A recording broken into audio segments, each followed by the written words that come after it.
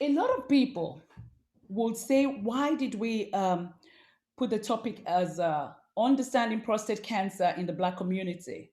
It affects most men. In fact, according to the statistics, Prostate Cancer UK says 1 in 8 men would, one point in time of their lives, would actually have prostate cancer.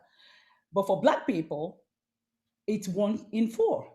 And that's why we're really concerned. Women cannot say that they're not concerned because they have brothers, they have sons, they have male cousins, male relatives, and of course, your partner. So it's a problem for all of us. And we need to know exactly what's going on. We need to address the topic. Hence the reason why we're talking about this today on RAM, Renew the African Mindset. Renew the African Mindset is actually a platform where we create awareness on topical issues that affect anyone really, but then again is focused on Africans and Afro Caribbeans. The reason is because we need to renew our mindset in the way we approach some certain things in our lives. And what's our mindset? It's based on cultural beliefs, traditional values, our upbringing, experiences.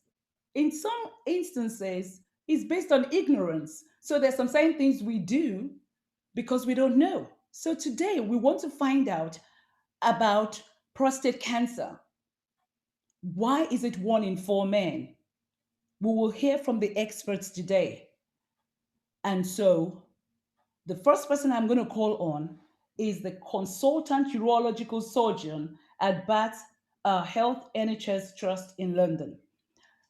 He is an academic clinician with particular interest in ethnicity and prostate cancer in Black men. In 2016, he was the subject of a BBC News piece on prostate cancer research in the UK and Nigeria. He is the government advisor on cancer. He is also the trustee of Tackle and advisor to Prostate Cancer UK. We're truly honored to have you with us this afternoon. The person I'm talking about is Professor Frank Chinegwundo. Welcome, Professor Frank. Thank you very much. Okay, Professor Frank, can you just tell us Good afternoon. what Good is afternoon. what is prostate cancer and what's prostate? Is there any difference? Because we need to know. Well, prostate cancer is cancer that affects the prostate gland. Right. So in the same way that breast cancer affects the breasts, colon cancer affects the colon, prostate cancer affects the prostate. Mhm. Now, if we take one step back and say, what is the prostate? And where is the prostate? So the first thing to say is that only men have a prostate gland. Now, this prostate gland is about the size of a small walnut, Mhm. and it sits underneath the bladder. And the urine has to pass through the hole in the middle of it before it is expelled. So it sits underneath the bladder and in front of the back passage, in front of the rectum. Mhm. Now, the thing about the prostate gland is that it has its main function actually is to produce the seminal fluid. So when the man ejaculates, most of that fluid that comes out is actually fluid from the prostate gland. Only a small part of the ejaculate is the actual sperm. And that prostate fluid nourishes the sperm. So when the sperm are swimming around in the vagina, heading towards the egg, they get their energy from the fluid that the prostate gland has secreted.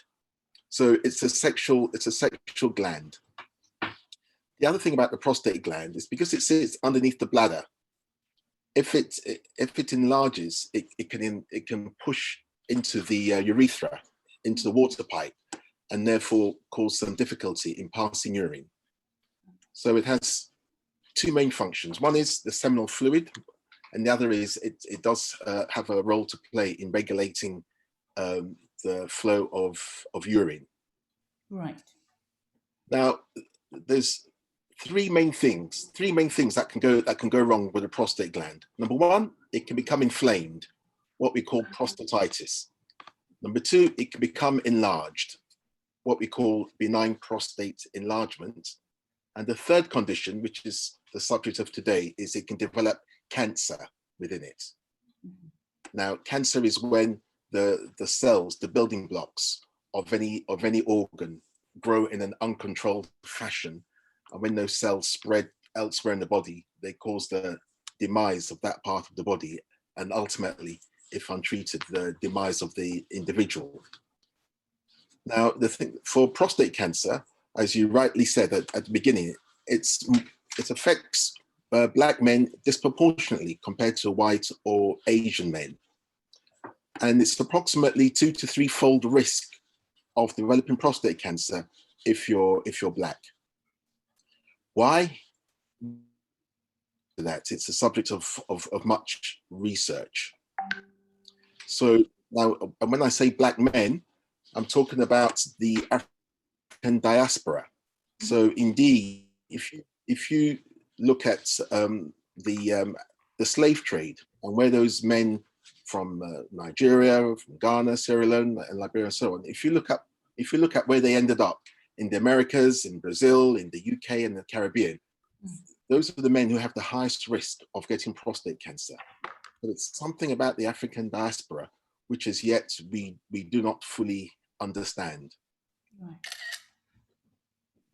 Now, when you mention the African diaspora, we are going to get another perspective from another urologist, because we're not quite sure whether this is the case or it's across the board. Another question I actually want to ask you here is that what are the symptoms? What are the signs for people to know that they do have prostate cancer? Yes, I think before going into the symptoms, I think the first thing I must say is that you may have prostate cancer without being aware of anything wrong with you. Mm-hmm. And in fact, nowadays, a lot of men are alerted to the fact that they may have prostate cancer by undergoing a blood test called PSA, prostate specific antigen. Right. So it's a myth to think that if you're passing your urine okay, that you're fine, you can't have prostate cancer. That is not true. So having said that, the kind of things that might alert you to the fact that there may be something wrong with your prostate are your difficulty in passing your urine, a slow stream, going frequently to pass your urine, having to get up at night, having to get there in a hurry, so not being able to hold on to it as long as perhaps you did so in the past. It's a myth to think that if you're passing your urine okay, that you're fine, you can't have prostate cancer. That is not true. So having said that, the kind of things that might alert you to the fact that there may be something wrong with your prostate are your difficulty in passing your urine, a slow stream, going frequently to pass your urine, having to get up at night, having to get there in a hurry, so not being able to hold on to it as long as perhaps you did so in the past. It's a myth to think that if you're passing your urine okay, that you're fine, you can't have prostate cancer. That is not true. So having said that, the kind of things that might alert you to the fact that there may be something wrong with your prostate are difficulty in passing your urine, a slow stream, going frequently to pass your urine, having to get up at night, having to get there in a... Mr. Frank, Professor Frank, can you continue? That was just a technical glitch there. Right. So I was saying that, Tanika, I was talking about the kind of urinary symptoms that indicate that there's I'm not sure if you can hear me. Am I muted?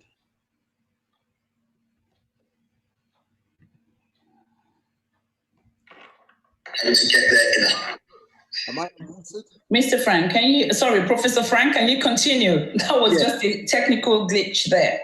Right. So I was saying that, Tanika, I was talking about the kind of urinary symptoms that indicate that there's